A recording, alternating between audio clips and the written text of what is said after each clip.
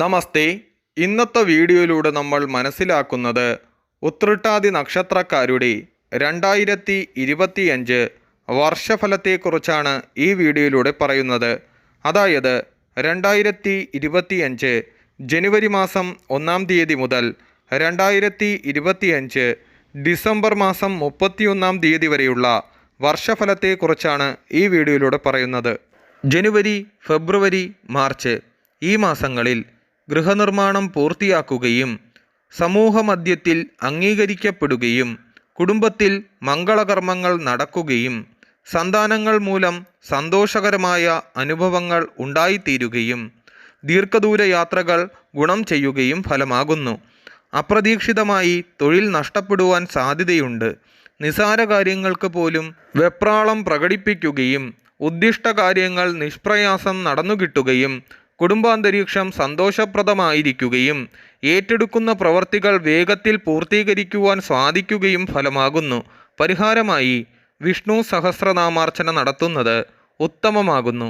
April, May, June കടം കൊടുത്ത തുക തിരികെ ലഭിക്കുകയും പുതിയ ജോലിയിൽ പ്രവേശിക്കുകയും കടബാധ്യതകൾ തീർക്കുകയും വിശ്വാസവഞ്ചനയ്ക്ക് ഇരയാകാൻ സാധ്യതയുണ്ടാകുകയും സുഹൃത്തുക്കളുടെ സഹായങ്ങൾ ലഭിക്കുകയും വിവാഹത്തിന് നേരിട്ടുള്ള തടസ്സങ്ങൾ നീങ്ങുകയും അത്യധ്വാനം കൊണ്ട് വിജയം കൈവരിക്കുകയും ആരോഗ്യം തൃപ്തികരമായിരിക്കുകയും വാഹനങ്ങൾക്ക് കേടുപാടുകൾ വരുവാൻ സാധ്യതയുണ്ടാകുകയും ഭൂമി ക്രയവിക്രയത്തിലൂടെ പണം സമ്പാദിക്കുകയും തീർത്ഥാടന യാത്രകളിൽ പങ്കെടുക്കുകയും തൊഴിലുമായി ബന്ധപ്പെട്ട് ദീർഘദൂര യാത്രകൾ നടത്തുകയും ലോട്ടറിയിലൂടെ പണം ലഭിക്കുകയും ഫലമാകുന്നു. പരിഹാരമായി ദേവീക്ഷേത്രത്തിൽ ദർശനം നടത്തുകയും ദേവിക്ക് കുങ്കുമാർച്ചന നടത്തുന്നതും ഉത്തമമാകുന്നു.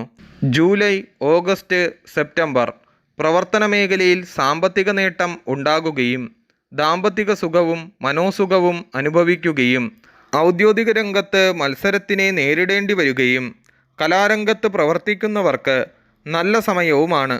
പിതാവിൽ നിന്ന് സഹായമുണ്ടാകുകയും ജോലി മാറി മറ്റൊരു ജോലി തേടുകയും അപകട സാധ്യത കാണുന്നുണ്ട്. കടബാധ്യതകൾ തീർക്കുവാൻ മാർഗം തേടും.